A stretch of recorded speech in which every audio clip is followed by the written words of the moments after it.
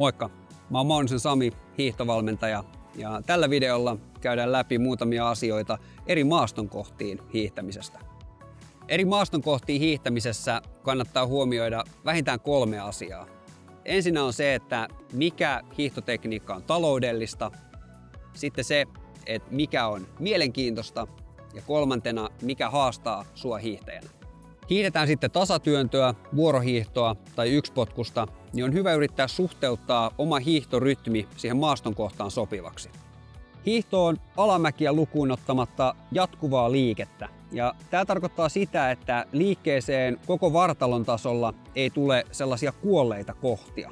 Tasatyönnössä tapahtuu edestakainen, hieman syklinen liike, jossa lopputyöntö lyhenee ja tällainen pumppaaminen korostuu, jos halutaan mennä ylämäkeen.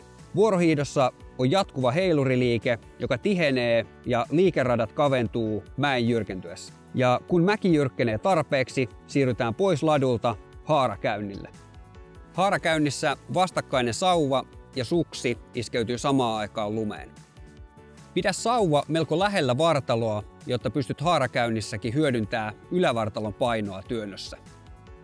Haarakäynnissä sukset eivät liuu, vaan mennään ikään kuin sauvakävelyä sukset jalassa.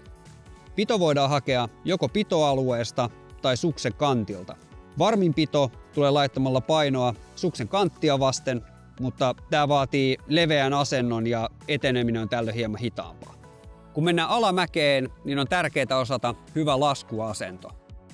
Ja hyvä laskuasento on sellainen, että siinä tulee mahdollisimman vähän ilmanvastusta, eli mennään matalaan asentoon, vähän tämmöinen istuma-tyylinen asento ja sauvat osoittaa suoraan taakse.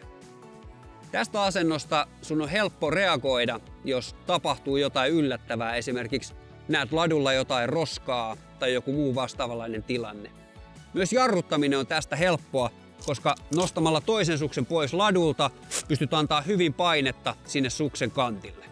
Jos laskussa tulee ohitustilanne, tärkeintä on säilyttää maltti ja tehdä hallittuja liikkeitä. Pidä edelleen laskuasento.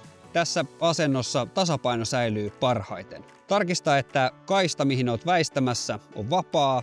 Tuo toinen suksi pois urasta hieman viistosti. Toinen seuraa ja se asettuu jo suoraan eteenpäin. Kun siirryt takaisin ladulle, tarkista, että on riittävä etäisyys tähän ohitettavaan ennen kuin suuntaat takaisin. Vie ensin toinen suksi viistossa molempien latujen yli. Toinen suksi asettuu suoraan latuuraan ja tämän jälkeen myös toinen. Jos ohitustilanteessa on ahdas tila ja kova vauhti, voi olla tarpeen varoittaa ohituksesta. Voit esimerkiksi huutaa vasemmalta ohi. Ja sitten ei muuta kuin lähdet kokeilemaan.